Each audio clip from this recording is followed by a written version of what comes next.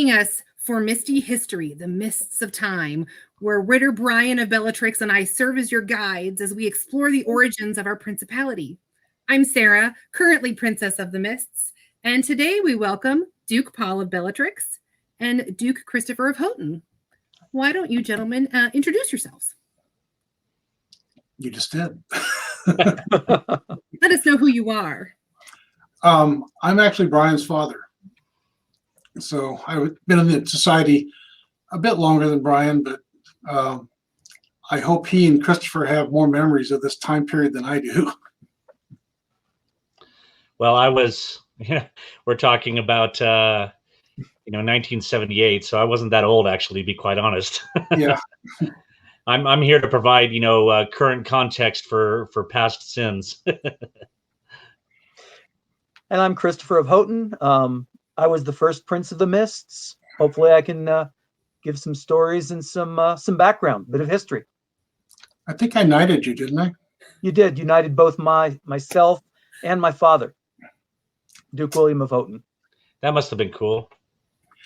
Yeah, actually, your father, William, back when he just got into society, came to see me and asked him to teach him. And Sir Stephen McHenry, who had been knighted at the first tournament and had spent 4 years in the Air Force, now came back and saw things have moved past him. So he and your father were my two students.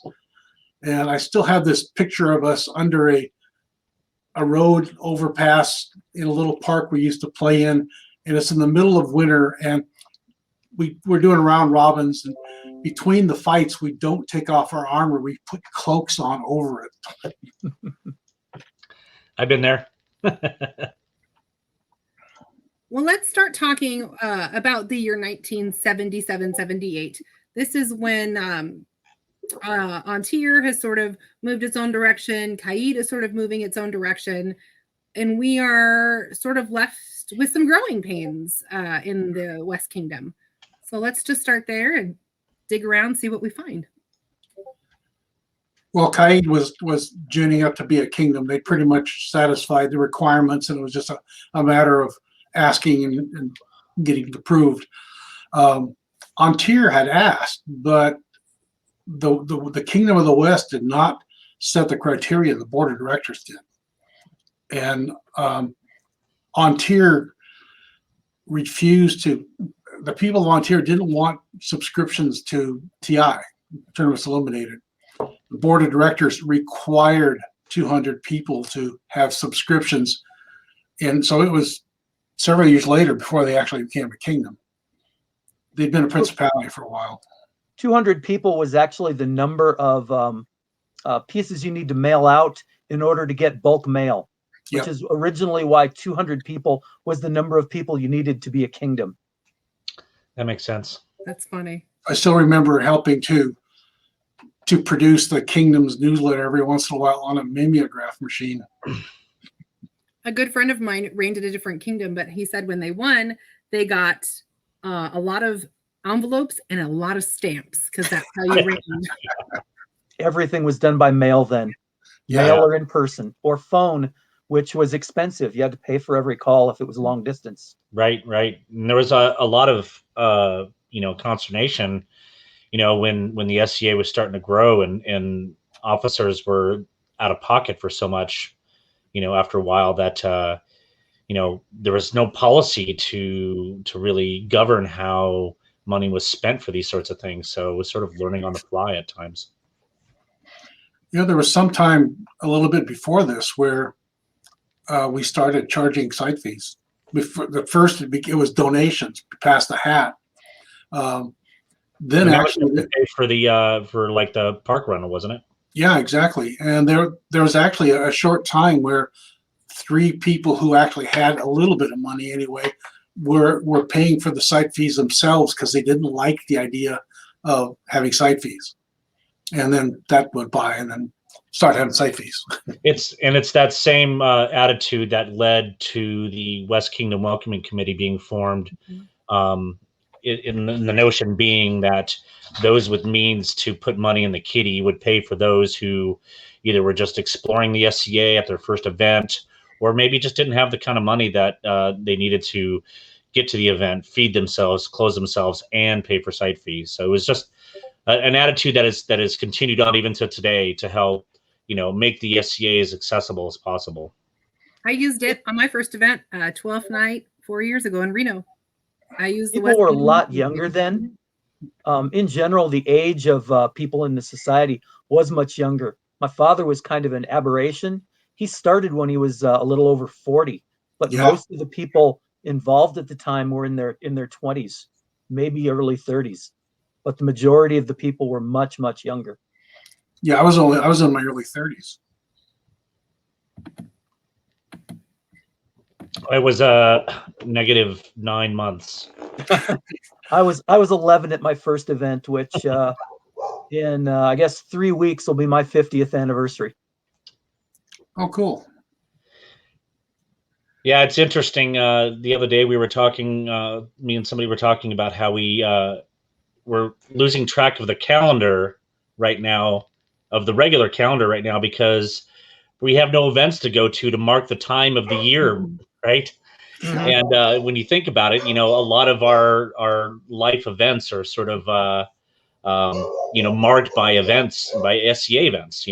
My birthday happens on or around one of our coronation events frequently, for example. So yeah, we were talking about how events really mark the time of the year, and I the fact that my birthday is usually around purgatorial coronation means that I was probably a 12th night conception. Yeah, actually, we were on the throne, and Brion's about 4 or 5 weeks away. Yeah, I was born 10 days after you guys stepped down from your ducal reign. Yeah. Well, let's talk a little bit about culturally in 1977, 1978. What was the West like? What I only know it, 4 years. So tell us what the West was like. Well, there seemed to be a lot of more sort of tongue-in-cheek activities, like they had fake kidnappings a lot. Mm-hmm. That could be really cool. I saw one where the people that kidnapped the woman were cornered by her relatives, and then they offered bride price, and so they laid out a red carpet and opened a chest of gold and poured out the coins and negotiated. And all the fighters who joined the thing to fight were going, hey. Yeah, and there were that's what they were. Abductions. Yes, yep. Right. Abductions. And what it meant is that you had the sort of like damsel in distress scenario. You could have the team of knights going into to rescue whoever had been abducted, and there was all sorts of shtick involved. The maypole, there was lots of fun with that as well. God, what else? Pandy Bat tournament. Those started looting. About that time. Yeah. The Westermark, they weren't even the barony then. They were really starting to come into their own, and there was a lot of shtick going on, creating wars. That might be a little bit later. That's about right. Duke Radnor's squire, Catalin de Napoli, who became the first Baron of the Westermark, did a lot of fun things. He was doing some things. Anthony the Sinister. We had the whole Order of the Astral Fog, the Wizard of the Astral Fog. There was just a lot of fun things going on. Just a lot of little wars, a lot of little fun things. It's funny you should mention Westermark. They really were sort of this wonderful little Camelot of creativity in the West back in that day, in the late 70s, all through the 80s. You had Gerhard von Nordflammen, just cranking out plays like you wouldn't believe. Some serious, some just riotously funny, ironic. Lots of great creativity coming out of that part of the West and the Mists back in that day. I believe Gerhard came over. There were 4 people who moved out from Hawaii. Gerhard, Radnor. Gerhard wasn't he wasn't one of them. No, Gerhard wasn't one. No, it was Radnor, Brandon, Darrendale, Wombat. Wombat. And then there's the other guy he only played a little while and then went back to Hawaii. I always know him as Greg. I don't remember his real name. Yeah, that was it, Greg. Yeah. But no, the guy who moved back to Hawaii was Brion. Was another guy. Okay. Greg stayed in the West. There were 4 that stayed in. There were 5 that came over. But I think eventually, maybe he didn't. I don't know. Greg kind of He fell didn't to do the much at wayside. society.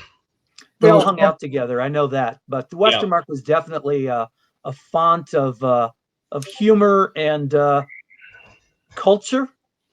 Yeah. Creative culture, really. Definitely. Now, back then, Westermark existed. What other baronies were around back in the 70s? Well, Alicia became a barony about that time. Mhm. Darkwood was a barony. Darkwood was Mostly in the Mists. There weren't any baronies. They were mostly just provinces.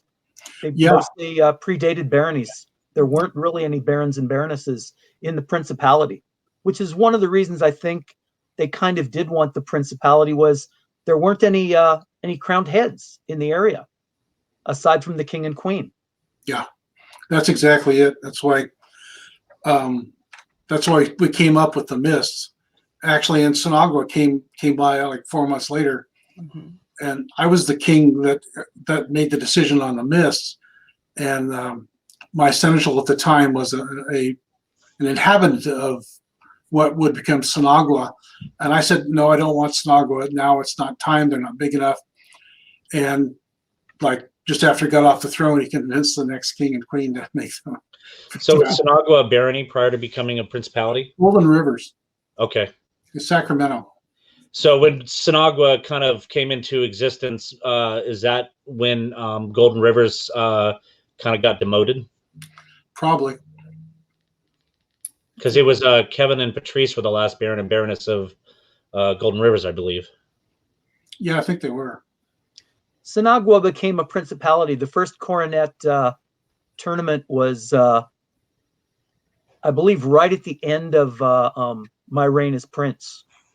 I see. That's quick. Yeah, in November of that, late November of that year, I think. Right. So it became a principality shortly after we did. Yeah. So digging through our history site, thank you so much, Hirsch, I found some really cool pieces of paper. One of them being something, it was something with a whole bunch of signatures saying they really didn't want a principality. I'm not, and I'm not here. We don't need to point fingers, anything, but this is a culture shift. So it's coming out of Sinagua, you're saying? No, it was a whole bunch of more local people. Probably. You can go read it, and it's interesting if you compare the lists of princes and some of the names on this document saying they don't really want a principality. There's a lot of names in common. I just found that really interesting.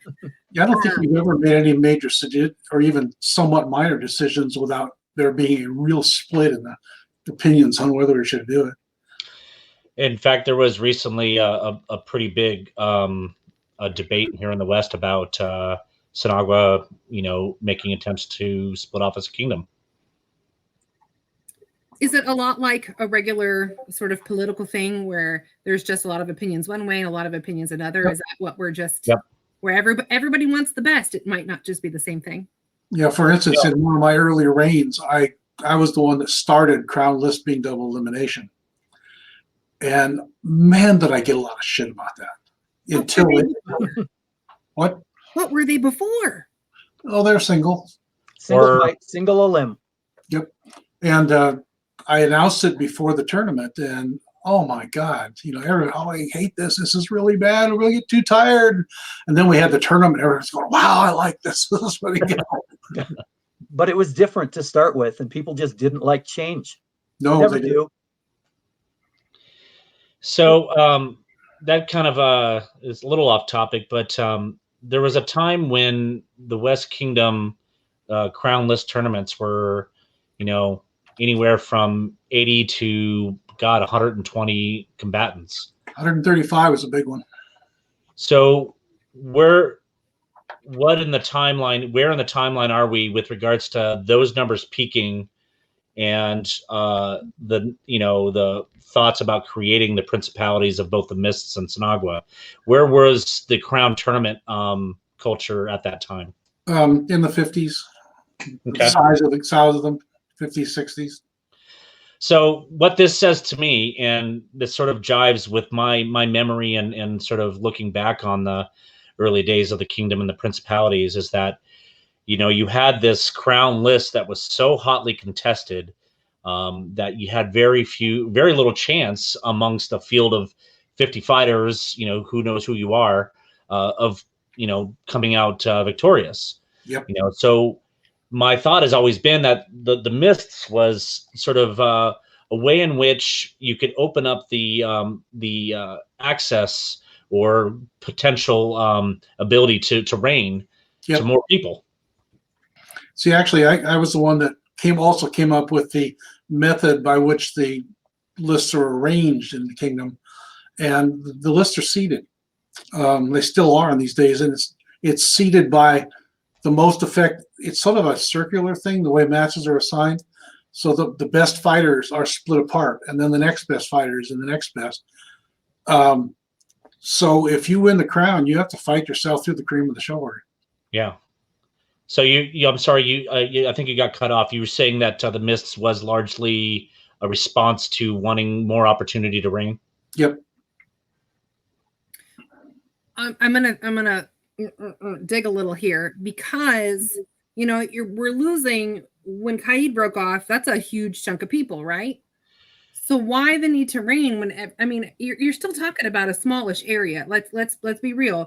The Kingdom of the West, from the top of California all the way down to through Santa Barbara, etc. It's not too bad when we think of like Ethelmark. That's 15 blah blah blah blah hours. But you're thinking of land versus population concentration, right? Caid actually contributed very little to the competitiveness of crown lists, for example. Yeah, the only Caid never to win the crown won the crown just before Caid became a kingdom. He was the king of the West when Caid actually had their first crown tournament. Yeah. Was it because Gregory of York? Gregory of York, yeah. And Lady Bevan Fraser of Stirling, who was Catherine Kurtz. Yeah. I'm sorry. Your Highness, I didn't hear what you said. I said, was it, how when we talk about Central Kingdom, was it because it was a lot of focus event-wise up here versus down there? Well, probably 90% of the population of the West lived within an hour and a half of San Francisco. Yeah.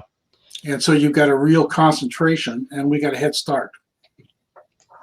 I don't think there was ever a Western crown in Caid, was there? No, there wasn't. Not that I remember.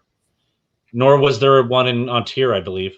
Not at the time. I believe all of them were in the central part of the West, even when they were principalities. Yeah, in fact, as far as I know, the first time the West held a crown level event in a far-flung region of the kingdom was Lockhawk, a coronation in Lockhawk, when they were still a principality. And then since then, we've had a couple of events in Huerta, but for the most part, the crown level events, crowns and coronations, have stayed pretty much all in Central Kingdom. Yeah, they tried to start moving it out in the Central Kingdom, like the tournament at which Brion was going to be knighted was going to be in the upper right hand corner of Utah. It was Elko, Nevada, actually, but Elko, Nevada. But anyway, it was like a 10 or 12 hour drive from Central West. The nearest branch to that was like still a 6 hour drive. Yeah, the nearest big branch was Reno. Yeah, and they were going, "What are you doing?" Big branch. Now, unfortunately for them, but lucky for us, oh yeah, the people who were set to run that event dropped the ball basically, and we had to scramble for a new event site with 2 weeks to spare. Yep, which is like 45 minutes from where. Exactly, it ended up being 45 minutes from us, so I had to drive 45 minutes to get knighted versus 8 hours. Oh darn, Brian! Oh darn! But we digress. Yep, digressions are fun. Absolutely. Yeah, but I think Manfred actually not Manfred, Steingrim from Antir actually won Western Crown, I think. He Didn't did. He did. Yeah, as far as I know, it was just one pair from each of Antir and Caid Yeah. won Western Crown while they were still principalities, respectively. It's sort of interesting about population because Caid has 5 baronies, and very shortly after that, the time when they split off, maybe 5 years or so, any one of those kingdoms or baronies was big enough to become a kingdom. Yeah. Just a whole lot of people in a very small space. I think you could very easily, even today, split Caid in two, population-wise. At the very least, Calafia, I think, would be an excellent principality. Yeah, I think they made them a principality, didn't they? No, they're still a barony. Still a barony. Yeah, there's no principalities in Caid. Well, even Vegas, that's like 3 or 4 hours away from a lot of the stuff in Central Kingdom. So that would work, as we currently know principalities as an extension of the crown. So you still need a certain, you need a certain amount of peers in the various disciplines to support something like that. So if your population is too small and you don't have anybody to provide the example and the leadership, then you shouldn't be a principality. I've heard a couple of stories from outside of the West about sometimes you just need to make a peer to develop some of these other things. Once you start making them, they can train and teach and sort of be given more of those freedoms to do that. That's true. It actually, there's something to that. And actually, that attitude was carried on by Radnor, actually, when during one of his last couple of reigns, he created the Order of the Knights of the North up in Owertha. And the situation there was, and for those who are unfamiliar, Owertha is Alaska. And while they're part of the West, they're cut off quite significantly geographically. Heck, they're even cut off geographically from parts of their own population, with areas like Juneau requiring basically air flight to get into. Anyways, what had gone on up there is the leadership and the peers in the area had either left the SCA or aged out or what have you. And there was a dearth, especially of chivalry up there for several years. And so Radnor, and hopefully I am recalling his mindset and intent here correctly, but he had gone to Owertha and had created 3 or 4 knights and established the Order of the Knights of the North. And basically it was the order was established to basically require these members of the order to travel. Right. It was incumbent upon them as members of this order. We are knighting you. We're making you members of this order. Now go spread the word. Right. Go teach. Go, be a peer to not just your local area, but to all around. And that was sort of the notion was, whether or not they were, strictly ready maybe to be knighted was almost secondary in this mindset, because the area needed the knights to set the example. Right. And I think that's very similar to what happened shortly after I reigned in the West and the Mists. I moved to Atenveldt and learned a lot about Atenveldt history. It had just split a little bit, but Atenveldt originally went from Arizona to Florida and up to Montana. It was an immense kingdom. Yeah. Deaton Claymore made knights in what's now Meridies, Glen Aubin, Trimaris, who probably, wouldn't have, nobody knew them. He went out there, talked to the people, made knights out there just so that they could have some knights, because the kingdom was so big and was very much central in the Phoenix, Arizona area that John the Bear Killer, a number of people in some of the other parts of that, that part of the United States, they needed knights just so that the areas could grow so that they could become kingdoms. Heck, I actually have seen instances where an area devoid of peers really led to people taking advantage of the situation. There was a guy who actually falsely claimed to be a knight in a rural part of West Virginia, I believe, and actually took squires. And when he was found out, it was like, well, shoot. Of course, the guy, was kicked out and what have you. But then it was like, now what do we do with these squires this guy is taken out in the middle of nowhere? Yeah. Thankfully, there was a newly minted knight in, the closest, city, if you will. There's not a lot of big cities in West Virginia, but, he heard about this and he made the effort to drive the several hours it took to, kind of take these faux squires under his wing. But, if you don't have the leadership and you don't have, the power structure, if you will, for a given area, it's something bad's going to happen. Absolutely. Let's kind of shift back towards the West. I know this is what is fun. It's all anthropology. This is, believe it or not, we may be separate kingdoms, but really it's a lot of this. Well, and we're also trying to kind of get to the root of the Mist's inception.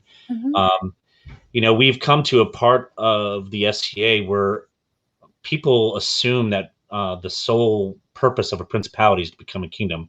It's a concept with which I disagree. However, the Mists was definitely not something created intended to become a kingdom. Right. And I think that kind of mystifies a lot of people, yes, pun intended, outside of this kingdom. And so us talking about how early principalities existed throughout the SCA really kind of speaks to the culture that existed around the West when the Mist was created. Yeah, because essentially at the time it was created, a principality, the Mist was the West for all intents and purposes. I mean, if you had a separate, so it was we knew that, and everything else was crown lands that weren't a barony anywhere else. Yeah. And then I imagine if Sinagua split off, much like when Artemisia left Atenveldt, that the Mists may contract. I just don't know. I don't live there anymore. It may. I don't know. I don't think Sinagua should split off, but if it did, then and the kingdom was basically the Mists and the northern and southern marches, I doubt the Mists would really have a purpose at that point. Yeah, I agree. It's a balance. Yeah, Most definitely. Because in Atenveldt, when Artemisia split off, the Principality of the Sun was basically what Atenveldt ended up being after Artemisia left. Well, from my understanding, though, with the Principality of the Sun, is that it was never intended to be around forever. Is that it served its purpose, and they knew it was only a limited amount of time. Got it. That's my understanding. Because the reason that Atenveldt extended all the way across the southern tier of states is because the east and the middle were having trouble dealing with the branches down at that level, and Atenveldt said, "We'll take them." And Hilary of Serendip, who was the society senator, said, "Okay, here you go, here you go, here you go." Yeah, they're all yours. That's Sir Hilary, yes? Yeah. I believe she was at an event right before shutdown, and I got to meet her there. It's very, very cool. We started we're jibber jabbering before we started recording about provinces in the Mists. Because we started going and it was like, oh, let's hold. Let's kind of return to that and start talking about all the different provinces and et cetera, et cetera. Right. Yeah. So my question was, was the Principality of the Mists born out of the province of the Mists? Now, the province of the Mists today is basically Berkeley, right? I'm honestly a little fuzzy on that. I think it might have included San Francisco, but Berkeley and environment. No, San Francisco is Clundara. If anything, it might include part of Oakland, but it comes through the western border. Oakland, Berkeley, Richmond, that area. Emeryville, the East Shore area. Yeah. San Francisco then was St. Andrews. Yeah, St. Andrews, that's right. Before it was from Clundara. our UCSF. Mm-hmm. Yeah, and then Southern Shores was the San Jose area. Right.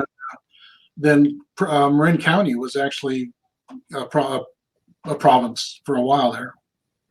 They keep changing their name, and I can't even remember which one it was. God, I'm blanking now I'm too. blanking too. It's okay. Yep, same It's here. not a quiz. It's not a quiz. I was surprised they came up with Clundara for San Francisco. I'm not sure where that came from.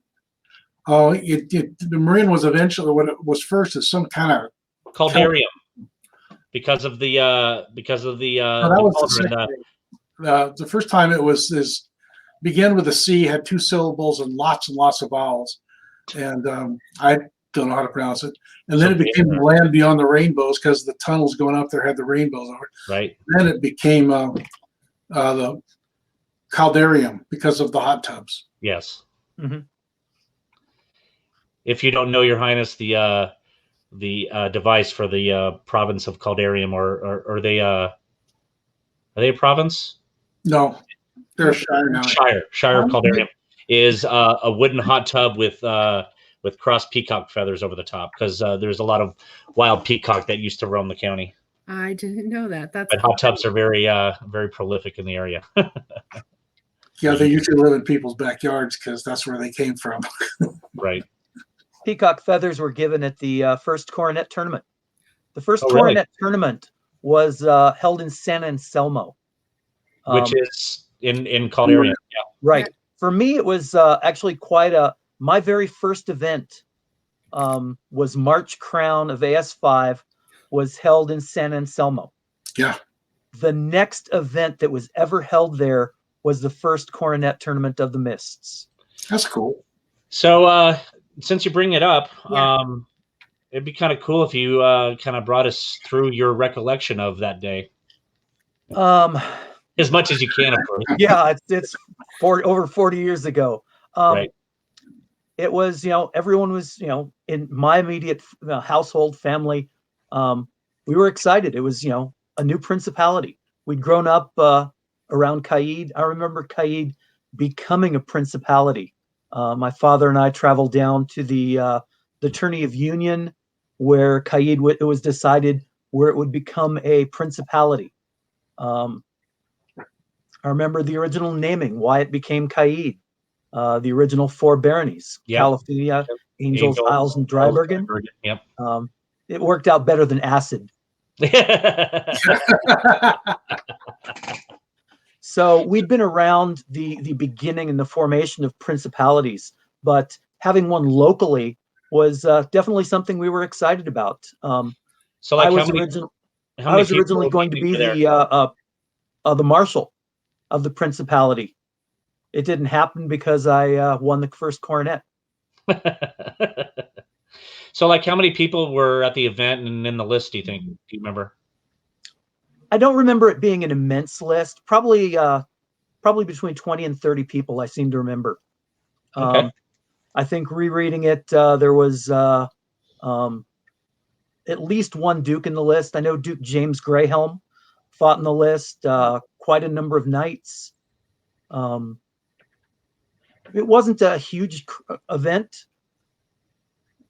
but it was a good event. It was history. Like in the semifinals, Duke James and his former squire, Sir Alan Samuldonic. It was a hot day, and they were tired. They both pulled out some folding chairs and sat in the chairs and fought the fight, and until one of the chairs broke. Alan defeated James in the semis, and Sir Alan and I fought in the finals, and I defeated Alan. Oh my goodness. Awesome. Don't remember a whole lot. It was an odd event. The king, Steingrim, was not present. He was represented by Duke Paul, Duke James, and my father, Duke William. They were sort of the representatives of the crown. And when it came to the actual investiture, the 3 of them performed did the ceremony. At that time, we didn't even have coronets.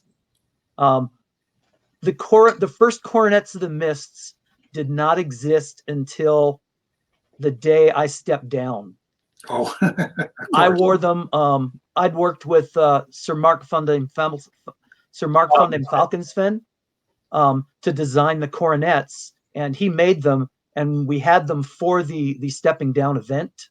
I wore them, crowned the next prince, and that was the only time I got to wear the coronet of the Mists. That's actually our background, is those original cornets. As So much to Brion's chagrin. So the history there is those cornets that you're talking about.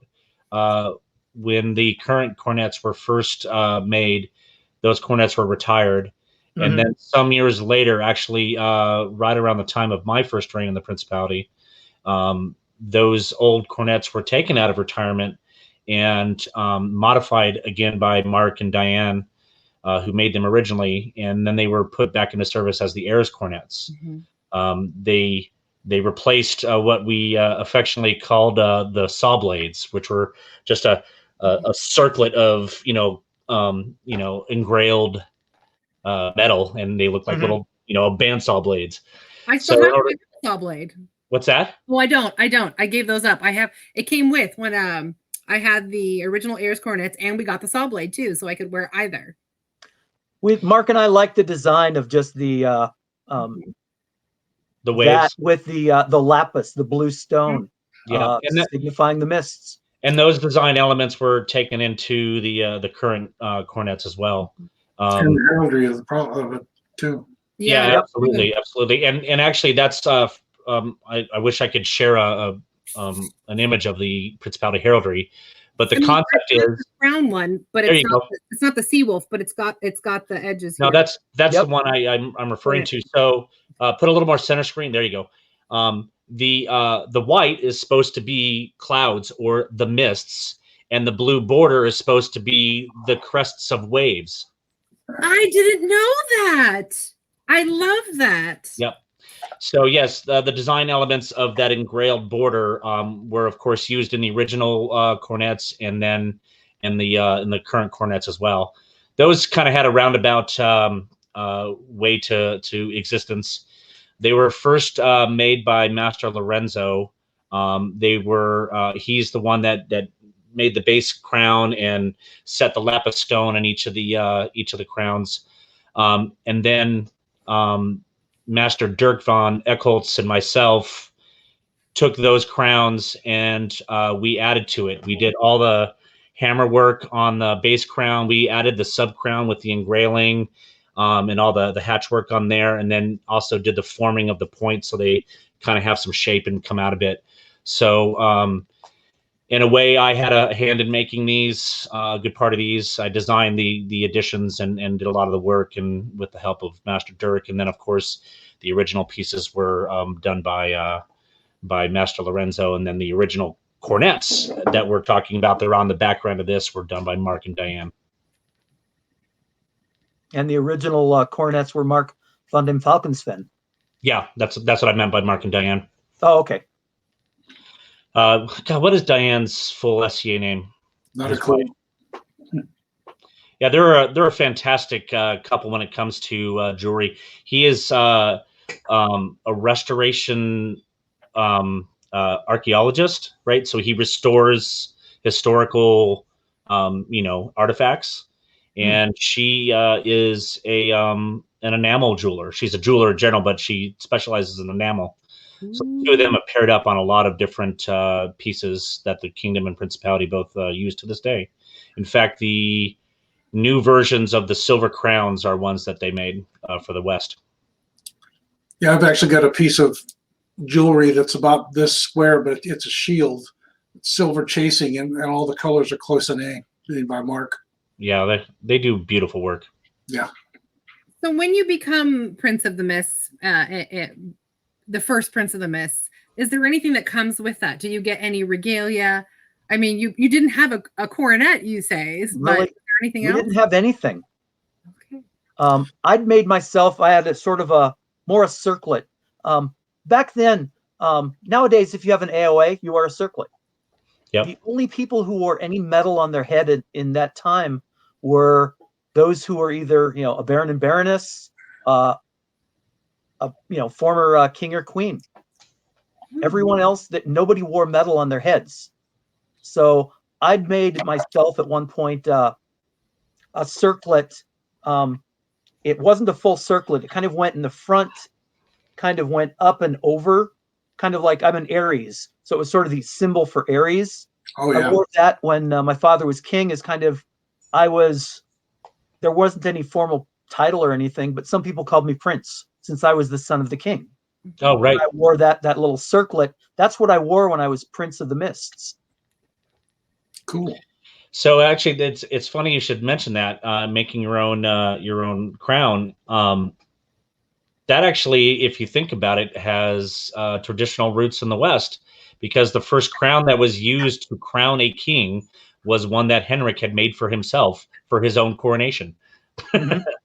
And to this day, he still has it. I've borrowed it a couple times for history displays, both at Pennsic and then again at the various 50-year celebrations.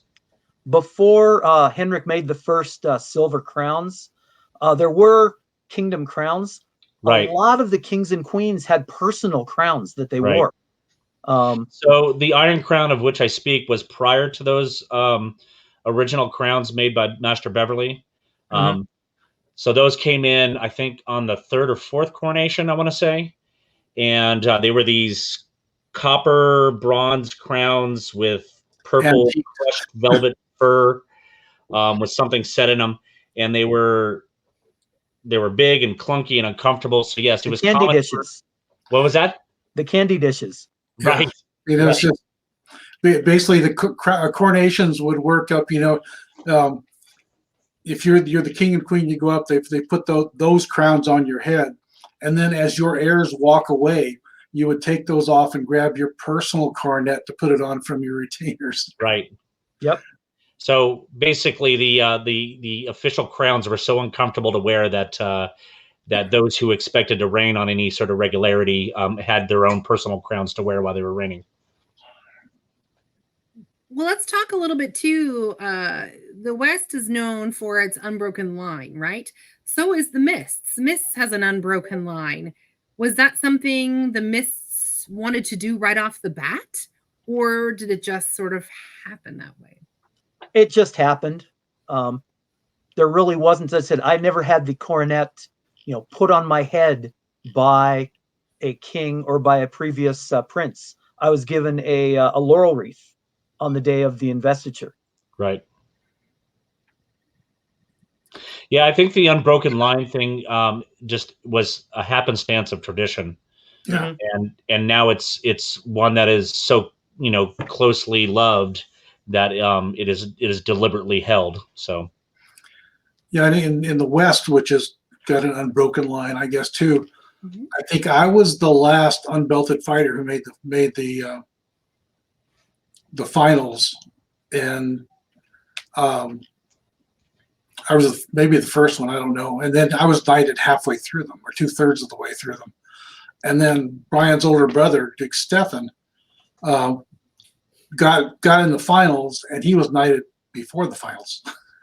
And before him, Jade was knighted between winning and stepping up as well. My first event, the March Crown, Hagen the Strong fought Sir Hurai the Savage. Hagen was unbelted, and they knighted him just before the finals. Right. Yeah, see, actually, that was right when I got in. I didn't know who anybody was. Mm-hmm. Yeah, that was my father and my first event. We both went to that. Strangely enough, the tunic I wore for that, we'd gone to the Renaissance Fair in California for a number of years. At the first coronet of the Mists, I saw a very young girl wearing that same tunic. It had been donated to the Gold Key. I see some of my old garb running around every once in a while too. Mm-hmm. Yeah, just as an aside, something that the title Prince of the Mists had been used prior to the Principality. Oh, really? It used to be that the Crown Prince of the West also had the title Prince of the Mists. I like it. I did read that in the history sites, because I'm not sure when that started. The Prince of the Mists was referenced a lot, like in 1975, 6, and 7, in reading a lot of this stuff. And that sort of surprised me how much we were referred to as a principality, even though it wasn't official. It was sort of like the British titles, Yeah, exactly. Like you're not Prince of land, you're Prince of the name, basically. Right. Prince of the Mists was a title that went with the Crown Prince of the West. Got it. Well, and that sort of falls in line with regions that are not landed principalities, right? When you step up as king and queen of a kingdom that has regions, you are also then the prince and princess of those regions. Yeah, the titles for the king and queen of the West used to be quite long. Yeah.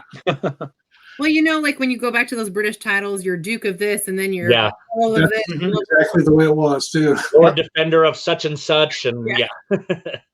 Interesting. I didn't know that. That's really That neat. was a good one too, Chris. I didn't know that one either. That makes, I mean, it makes a lot more sense because I was reading a lot of this stuff very confused, going, I don't understand this. That Why makes you sense. saw the Prince of the Mists prior to Right. 1979. Interesting. So tell us a little bit more about the day. You were excited, new principality. I fought, really, I don't remember too many of the people who fought in the lists. I was just excited. I was young. It was the first event, first I'd fought in crowns before. I'd done well. I'd gone to the finals shortly before that. So I was sort of at that level where I was getting ready to win, and was happy to be the first Prince of the Mists. We had the investiture. There really wasn't much organization at all.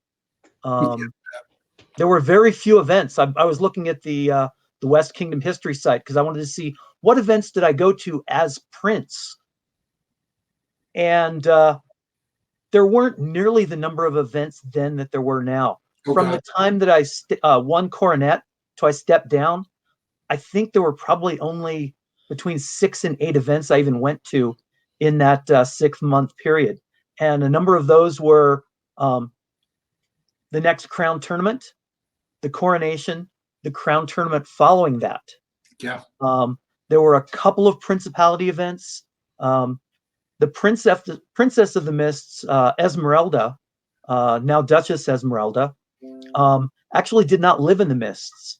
She lived in Golden Rivers. She lived in Sinagua, Right. but Sinagua wasn't a principality, so she wasn't even at the Coronet tournament.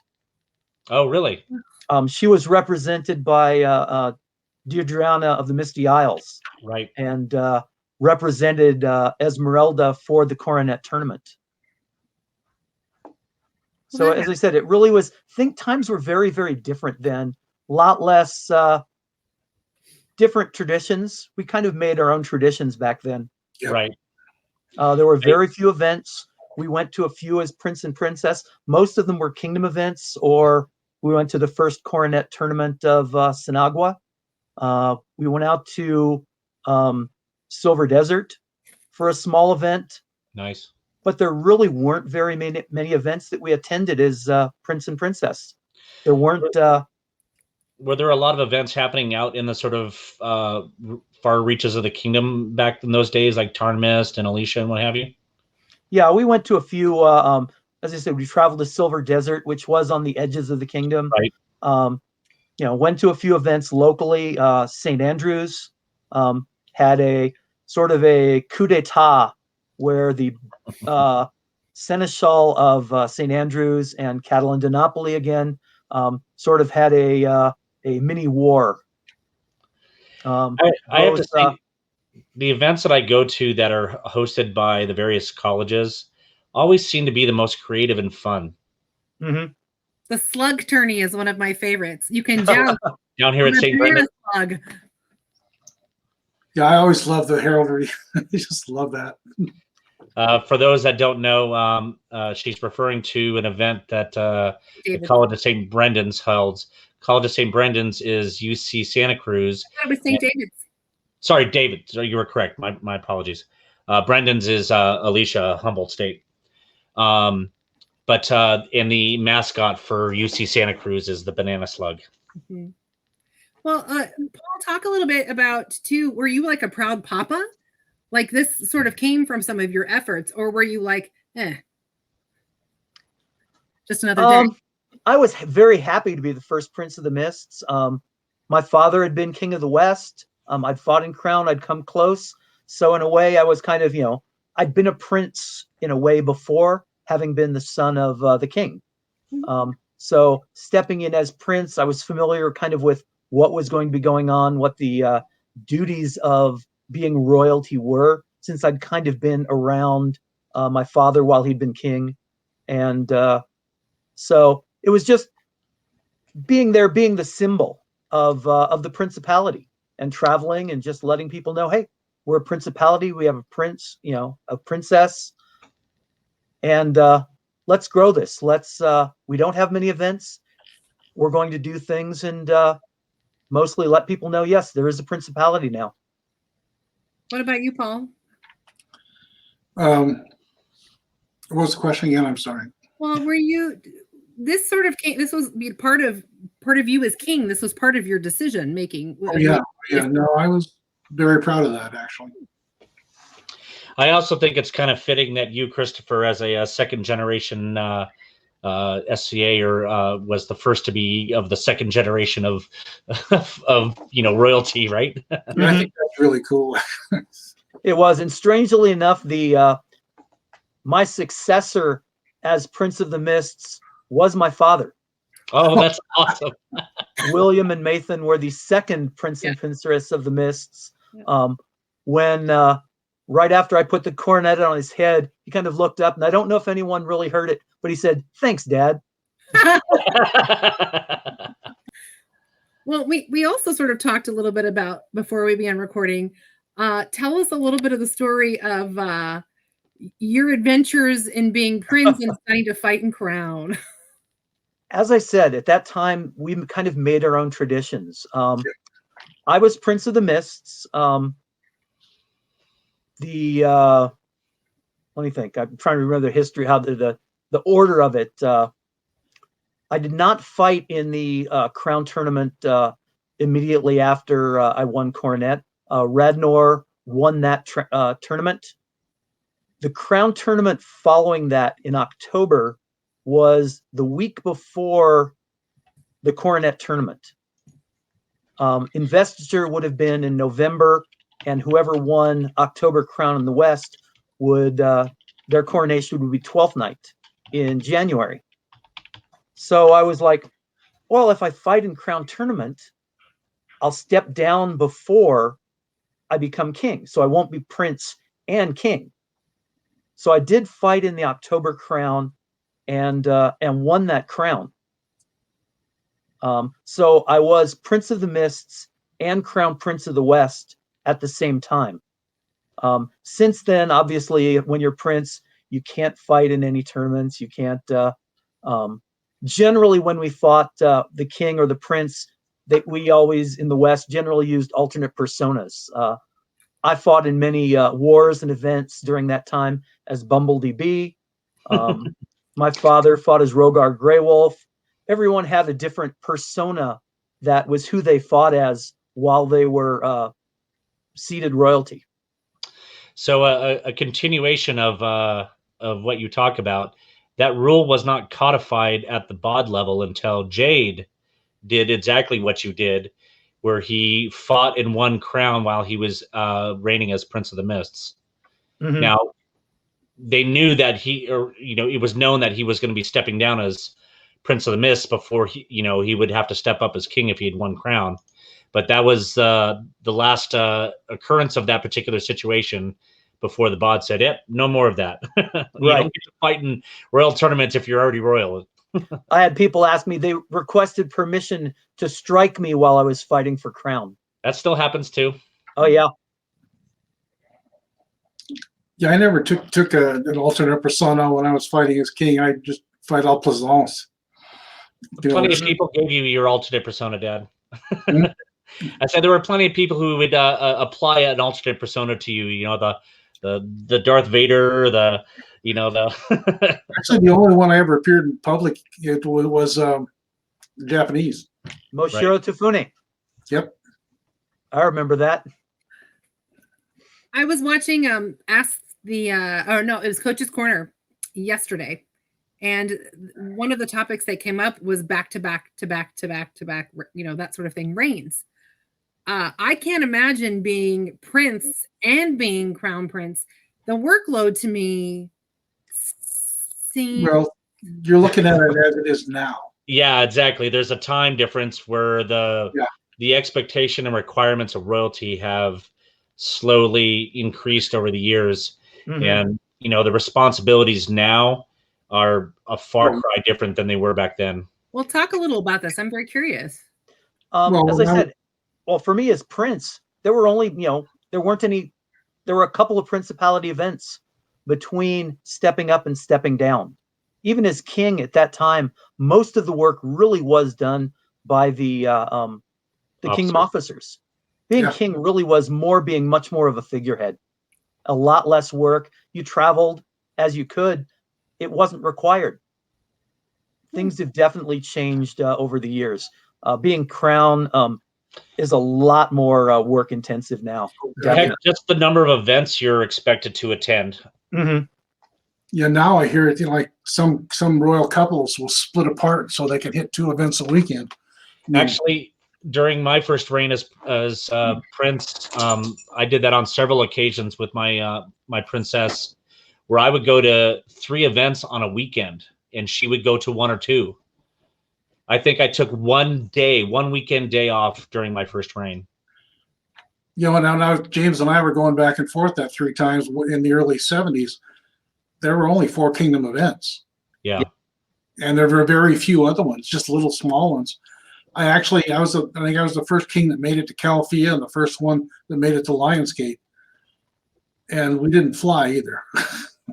So again, for those unfamiliar, Lionsgate at the time was the far northern reaches of the kingdom, being Vancouver, British Columbia, and then Calafia being the far southern reaches of the kingdom, being basically San Diego. There were a handful of people who really drove a lot up the coast and down the coast. We did a lot of traveling by car in those days. We do 12th night. Normally the weekend after 12th night was Caid 12th night. Weekend after that was Antir 12th night. Weekend after that was Riesling Shire 13th night. So you'd be driving, for a full month. I used to make Riesling Shire every year. Yep. I miss Fresno, Riesling California. Oh, Fresno is now a big. It's Nordvaca. It's Nordvaca. Yeah. Yeah. When Caid split, and I drew the boundaries because I was king right when they were made principality or kingdom, and my hometown's in Santa Maria, which is like an hour or so north of Santa Barbara. So the line went from just below Santa Maria to just below Fresno, which is and just above Fresno. No, it went just a bit below Fresno, and then after like a year, the whole Shire petitioned to become part of Caid. Right. Okay. Really? Well, they were like an hour and a half, 2 hours from Caid, and they were like 4 hours. Yeah. They were just too cut off from West Kingdom, even though it still seemed like more Westerners played in Riesling than from Caid. Yeah, but Riesling was fun. It really was. Good people too. Yeah. The Barony of Westermark and the Shire of Riesling were like my fun centers growing up in the SCA. I went to Fresno State. It wasn't that far from either place. I'm going to lay that out there. I drove both directions a lot. So, but again, you were still closer to people who are likely to play with you in Caid than you were from people likely to play with you in the West. I mean, I don't know if you drive up. Well, and this is driving from Fresno State. You go on you get close to the 152. That's part of Darkwood. That's you're also talking, 30, 40 years later when the roads are more developed than they were back when Riesling Shire was still in existence. That is true. God, I remember, heck, even traveling up to Antir, I-5 wasn't even really finished until, the mid-90s. Yep. As far as you were, there were times I-5 would drop down into 2-lane roads going through towns in Northern California.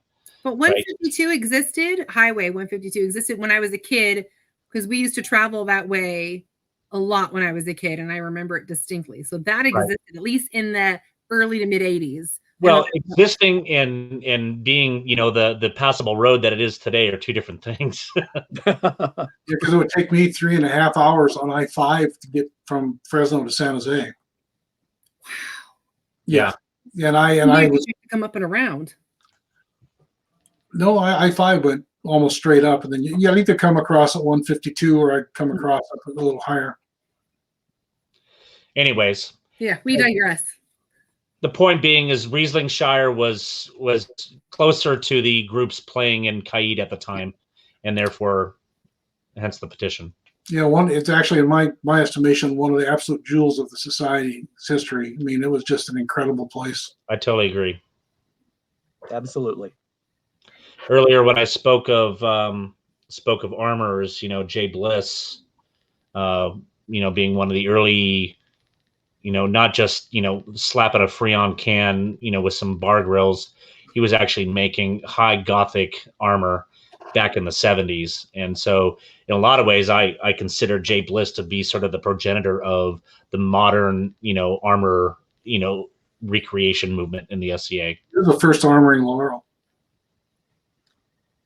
They had a tremendous amount of talent in Rieslingshire, both artistically fighting Duke Douglas Longshanks, right, and Duchess Lorna were out of Rieslingshire. Ian of Cawdor, just a tremendous group of people there. For sure. Yeah. And again, we digress. Talk a little, maybe tell us what your armor kits were like when you were fighting back in the. My armor was crap. Everybody's armor was crap. Were you in a Freon can? I was in a hand-me-down Freon can. It was my father's first Freon can. He'd gone to wearing one of the higher, the 10 gauge. I wore one of the original 18 gauge. It had 2 pieces of metal welded on the side over the ears. You cut off the bottom, welded it on the top. It looked like the original the original Order of the Battered Helm, right? Without the sword stuck in it. But it was dented. It was nasty. I wore chainmail for a number of years because I made a shirt out of coat hangers. All the original armor I made was coat hanger chainmail. You wind the coat hanger, you clip the top, you straighten it out, you wind it up into a spring, and you clip it, and then you put it together. Oh, and then you hope. Go ahead. Yeah, you hope that the colored rings eventually the paint chips off. Right. That's how I make jump rings, though. When I do jewelry bits, that's exactly what I do, and I cut them. Yep, that's how we made chainmail back then. My dad went out and bought spools of wire, so it was all the same color. I used coat hangers, but most of what I wore back then was hand-me-downs. Heck, in the early days that I've been making chainmail, I used welding rod. Yeah. I wore, knee pad, elbow pad. There was a lot less armor back then. Oh God, yes. Helmet. I knew somebody would go out with a kite shield and a helmet and a pair of, motorcycle gloves. And you could do that. Yeah. What were you wearing, Paul? What was your? I had a suit of carpet armor that went from my knees all the way up, and I'd lined the edges with leather painted red, and I painted the hell out of the rest of it black, so it actually looked halfway decent. And I had my right vambrace with the same material, and then I made this helmet that was probably twice as big as I needed. It must have had 2 to 3 inches of open cell foam padding all over it, because I didn't know anything about patterns. I think you should talk about your very first suit of armor. It was my first suit of armor. I remember you telling a story going out to your first practice or something like that in your judo gi, a reinforced fencing mask, and knee and elbow pads. Yeah, the first one I never fought in it. When I fought in it, yeah, I did. I fought in it, but it was only pickups and just for one tournament. We'd taken a fencing mask and then put a U-shaped piece of metal over the top like this, slanted the back out a little bit, then put little edges on the bottoms, and then 2 big half-inch bars here and here, and then put a fencing mask inside. Which actually, if you got hit on the fencing mask, it wasn't too bad. But you tilt your head. No, you tilt your head forward, and they could see all the way up to the back of your skull. Yeah. We weren't hitting nearly as hard then, and we were pulling our shots. Most people for armor were just wearing what they called a hauberk. It was a mattress pad coat. Yep. Yeah, I was the impulse to armoring standards going way up when I got in. Yeah, people started hitting harder and went, "Hey, I should probably put some armor there." And that was right around the time that the first Marshall Handbook was drafted by Kevin. Right. Kevin Peregrine? Yes. I love First him. Earl Marshal of the SCA. Love him. And third Prince of the Mists. No, he wasn't actually. That was Odin Bearzard. Well, sorry. First Earl Marshal in the SCA, not of the SCA. Does that make sense? Before there was a Society Marshal. Because he was Earl Marshal of the West before there was a Society Marshal, I thought. No, he was because the West was the Society at a certain point, and there was the East and the Middle were there before I got there, but Edwin was the Society Marshal because his sister and his brother-in-law were on the blot. Okay. And so I think Kevin wrote the first Marshal's Handbook. he did. Yeah. I actually, when I took over the office a few years back, you get this file folder of ancient documents, and one of them is the typewriter written copy of the first Marshall Handbook. Yeah. What's a typewriter? Yeah, right. It's like a keyboard that doesn't talk back to you. Right. That's so interesting. Was there anything else that you guys thought was super special about this time period in regards to what am I trying to get at here? The cultural changes from West to Mists, etc. The quality of fighting was definitely getting better at that time. Yeah. We were getting more into actual training rather than just, we're going to go out and have fun. And definitely trying to improve our sport. Paul had a lot to do with that, improving the quality of combat. And for me, this is the time when I was just becoming really aware of what was going on the fields as a kid. And so it was sort of like, it was almost unfair because it was this age of discovery and all this kind of new culture was developing on the field, off the field, principalities and, codifying the rules for stuff. So I'm kind of watching all this develop and, here I am 20, 30, 40 years later. And it's like, I want more of that exciting stuff. Yeah, we were still coming up with rules of the list. I mean, safety rules at that time. There was a huge discussion I've seen on some of the other shows on the Murder of Dukes, talking about anviling. Just using your sword in such a way so that you're holding your sword and it's touching your shield and blocking that way. And it became illegal because, your sword would break. So it was a huge deal just as far as, a fighting style, and just different styles were being developed at that time rather than just the snap had really just come in. So we were getting a little more power. Combat styles were definitely a lot of formation of combat styles during that period of time. Yeah, I think I was in the group that made the first anti-ambling rule. Yep. And there was a Satan Belton knight who used to hang around, and when he walked towards you, he would pull his knee up all the way under the point of his shield and then and if you hit him in the leg, where the leg would have been hit, it was low. And so we finally said, target substitution. You can't do that. Mm-hmm.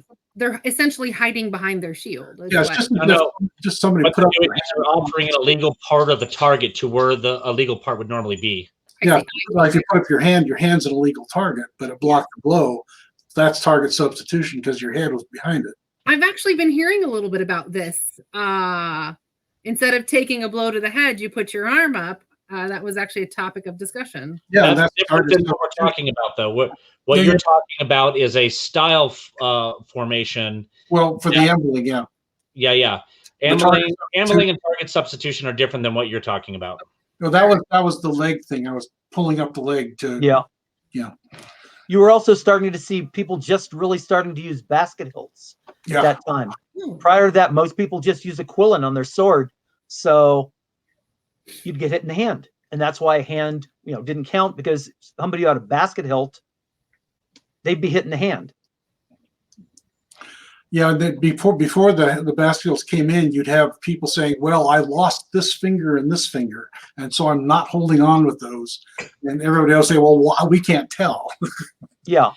And hopping around on one leg was tried out for a while too. When you got your leg, that didn't work real well. No, Guilty.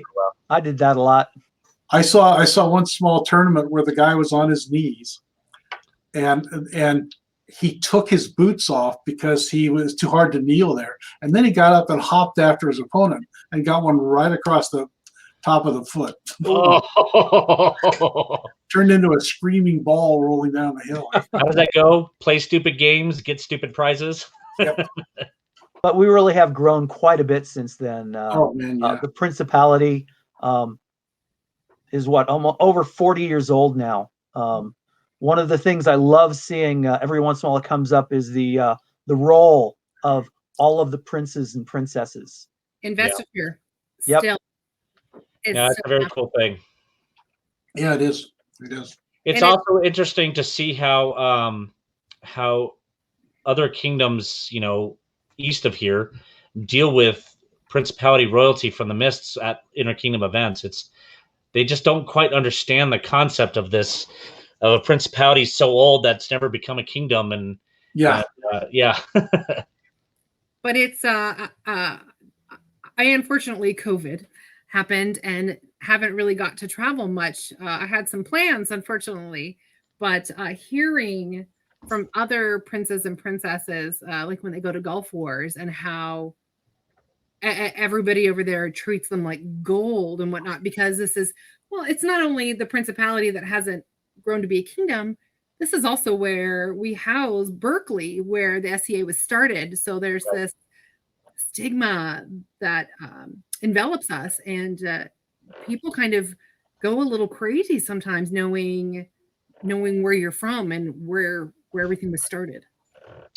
Yeah, I after I stepped down on my last reign, I worked on project managing the creation of the Mist sort of state.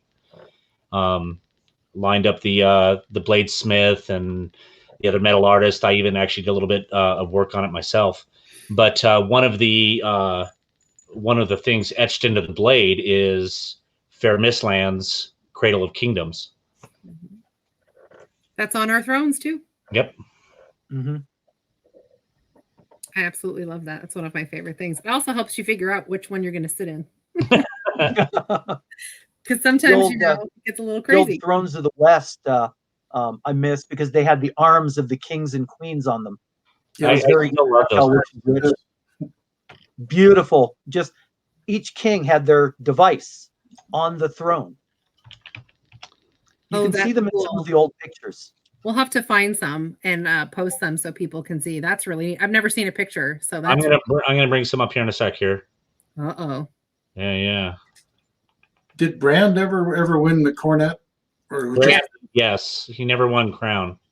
So brother and sister, both of my students, he won cornet, and I think he made his sister his consort, and then she won it and made him her consort. No, Megan Brenna was his. Oh, I made somebody else. Yeah. He was her consort. But when she won, yes, she was Brand's consort, his sister. That brings up a sort of a funny thing about traditions in the Principality. So the royal consort of the royal pair, when they step down, become a member of the Order of the Dames de la Mer. Yeah. So in the two cases, your father being one of them, Christopher, of a male royal consort, Bran being the other one, we took Oh, that's right. There's a third. I Snorri. forgot about that. Snorri. But we jokingly say that they've been admitted to the Dudes de la Mer. Kept the acronym. Exactly. That was fun because Bran, he had like probably about a 10 by 10 or bigger carpet and pillows and sort of a harem type thing. I've heard all about it. I could come up with that one if you want. He told me all about that, and I was actually sitting. I was talking to Sean, watching your episode, Christopher, of I think it was with Misty, and I was giggling intensely because I knew exactly what was the story and what we were about to tell. And actually, Chris, I saw that, and you didn't get it all entirely, to be quite honest. Okay. So, the Order of the Pegasus, for those that don't know, is a service award in the Mists given out to children. Esmeralda, her real name being Peggy, was the one that basically created this award. But before it was an official award, she wanted to recognize somebody, and that somebody was my brother. Since it wasn't an official award, she didn't have a token for it, didn't have a name for it. So she called it the Peggy Award. And she had this medal that she had won in swimming at some swim meet that she gave to my brother as the token for that award that she was giving. And then shortly thereafter, the award then was kind of created, and then I became the first official member of the actual order. She had a little necklace that said Peggy. It was like Yeah. it was her name, said Peggy. Yep. And we called it the Princess's Establishment of Good and Gracious Youth. Right. Peggy. Right. One of my very favorite things when I reigned was when we would give out the Pegasus. And since it's an order, the tradition is to call up the current members of the order prior to calling up the new recipient. So here I am, Prince of the Mists, and our herald calls for the members of the Order of the Pegasus. So I take off my cornet and hand it to my princess, and I go and kneel down in front of her, waiting for the new recipient to come forward. And the new recipient will, be called into court, and they'll sit there, little kid looking at the prince kneeling next to them. And it's just sort of an awesome thing where you could see the calculation in their head. It's like, hey, is this the start to me being a royalty someday, right? It's such a neat thing. And that's really one of the few traditions that we really started. Mostly we were just there to be the figureheads, but that's the one tradition we did start, I think. And it's honestly an award of which I truly hold dear. We didn't even have any Principality awards really to give out at the time, aside from just awards of arms. Mm-hmm. With the permission of the king, of course. Right. Yeah. One of the smartest things I think that the royalty and the kingdom here did was allowing the principalities to give out the Armigerous awards. Yeah. And the local awards are really important because in some places, when I was king, I always thought that the awards of arms were the most important awards because you'd have people come up and cry. Yeah, I honestly still agree with you on that. And their whole group would cheer in the background and stuff like that. I always refer to the Award of Arms as almost the citizenship being awarded to you in the SCA. You come around to events, you've maybe started participating here and there, maybe into a bardic circle here, or a tournament there, or an arts competition there, or just being a stalwart figure that people would come and visit and what have you at an event. And the AOA is the sort of recognition of your place in the society. And to that end, I agree with you that it's one of the more important awards that are given in the SCA. In many cases, as prince or king, giving that award is one of the best things that just one of the best things that we can do, because it might also be the only award they ever get. Yeah. And it's typically the first award they ever get too. And let me tell you that it bonds that person with you as royalty for basically their SCA career. Because they always will remember that. It's one of the reasons His Highness and I haven't really given out awards virtually, especially the AOAs. There's something so special about getting called up, walking in, kneeling, holding hands, and looking somebody in the eye that we really, it has nothing to do with us. We really want them to experience that. So important. It's so important. I totally agree with that. A tradition I'm glad that kind of faded away. At one point, they'd call up like 4 or 5 people at the same time and give them all an award of arms. Yeah. And I'm glad that that's kind of gone away, and it's become a much more personalized award where you talk to the person and let them and let everyone know what they've done for you and what they've done for their group and the kingdom or principality. It's interesting as personal royalty awards came into popularity. Awards given out by royalty for personal thank yous given to people who would help them during the reign, for example, and they became so popular, and the requirements on royalty grew so much that at the end of a reign, we're talking 20, 30, 40 people would be getting these awards. Mm-hmm. And similar to what you're talking about, they, at first they would just call them all up at once. And it really kind of, like you're talking about, it kind of diminished the impact of the award. And so I liked how when it came time for those sorts of things in subsequent years, they would call up maybe 2 or 3 people at a time, maybe a unit of folks that were, would work together during the reign to help out the royalty, what have you. So I liked seeing both the recognition that the large scale, group awards were really kind of impersonal. I was glad that was, recognized and addressed, and still able to be efficient in court and not make everybody sit around and watch, award after award to one person after another. And some of the time it's the same people. Yeah, right. Awful. Yeah. Well, I think we're sort of wrapping up here. It feels like everybody's gotten some fun stories, and we've got to talk a little bit about the history of why the Mists is here and why it was created, and of course by 2 people who have meant so much to not just the kingdom but the Principality and the SCA in general. Both of you, I know we're not all big fans here of tooting the horn, but I might for a minute. The impact everybody here has had is pretty significant, including you, Brion. So thank you all for being here. Thanks for having me.